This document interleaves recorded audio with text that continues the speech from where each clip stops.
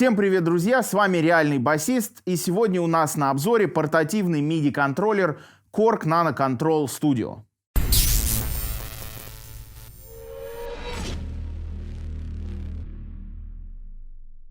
Этот MIDI-контроллер может работать в двух режимах: от батареек, подключаясь к вашему компьютеру по Bluetooth, и также стандартный режим, подключая по проводу USB.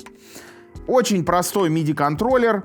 Здесь у нас 8 фейдеров, 8 энкодеров, различные кнопки, 8 рядов кнопок для управления дорожками вашей DAW, большой энкодер для, в частности, в Ableton для переключения сцен, play, stop, record и другие функциональные клавиши.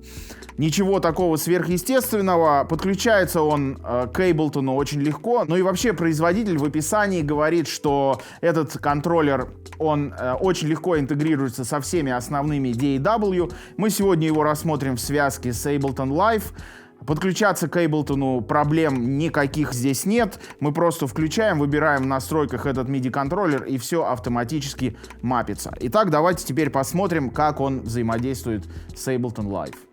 Я подготовил небольшой проект в Ableton, и давайте посмотрим, как наш MIDI-контроллер с ним интегрируется. Итак, нижний ряд кнопок у нас называется Select, и, собственно, вот как мы видим, нажимая на одну из этих кнопок, мы выбираем соответствующую дорожку.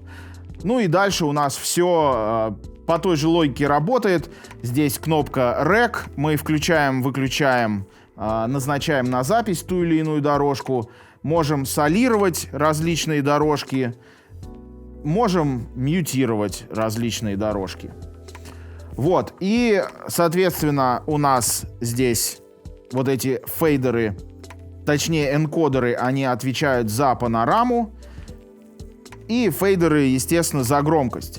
И вот здесь я хочу сказать об одном нюансе, который мне лично не понравился. Смотрите, когда я двигаю тот или иной фейдер, у нас автоматически выбирается эта дорожка так, как будто бы мы нажали кнопку Select.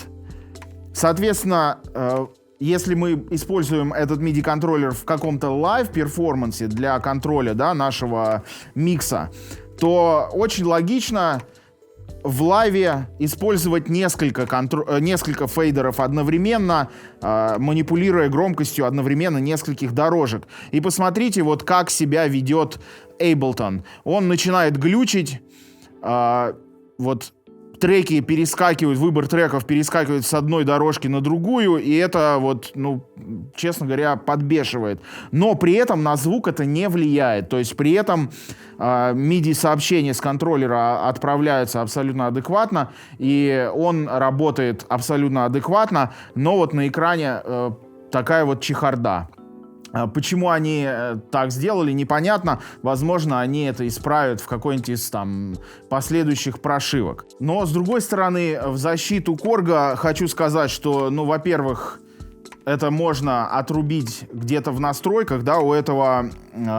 Этот MIDI-контроллер, он с Mac'ом работает нативно. Для Windows нужен устанавливать драйвер, и у него есть также определенный софт, который вы ставите на компьютер, где вы можете менять настройки и более тонко и более глубоко настраивать все это дело. И также в самой DAW, вот, например, в Ableton, и во всех, и в Logic это есть, и практически везде есть вот MIDI-маппинг. Вы включаете режим MIDI-маппинга и двигаете, назначаете вот эти ручки уже непосредственно на те параметры, которые вам нужны. То есть вы можете полностью все переназначать, перемапить для своих проектов именно так, как вам это удобно.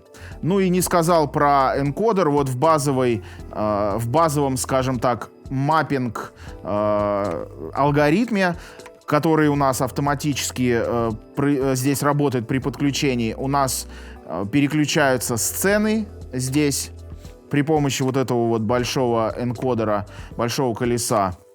Ну и, собственно, play, stop, все как обычно. Ну и, собственно, по сути, здесь больше ничего и нет. Это очень простой MIDI-контроллер.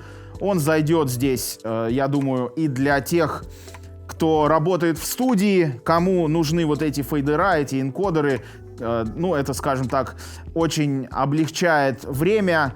Не нужно там тянуться каждый раз за мышкой, когда вам нужно, ну, подкорректировать громкость, панораму там или что-то замьютить. Вот. И также для лайв-перформанса, для контроля вашего микса на лету он очень, я думаю, что зайдет. Не стоит ожидать от него каких-то супер возможностей, но при этом то, что в него заложено, весь этот простой функционал, он делает абсолютно отлично. И давайте небольшой лайв-перформанс.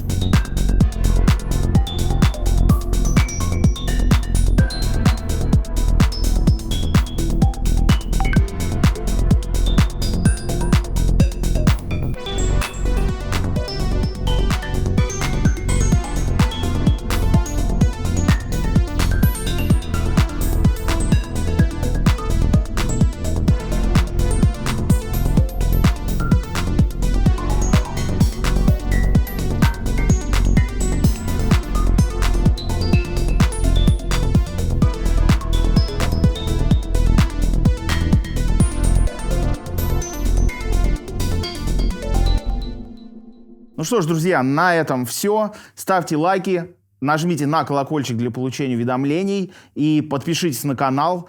Как известно, более 50%, кто смотрит видео на нашем канале, не подписаны. Обязательно поэтому подпишитесь.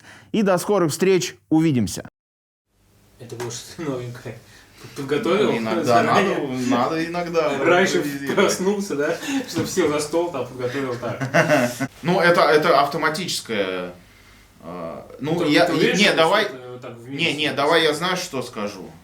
Давай я скажу сейчас одну фразу.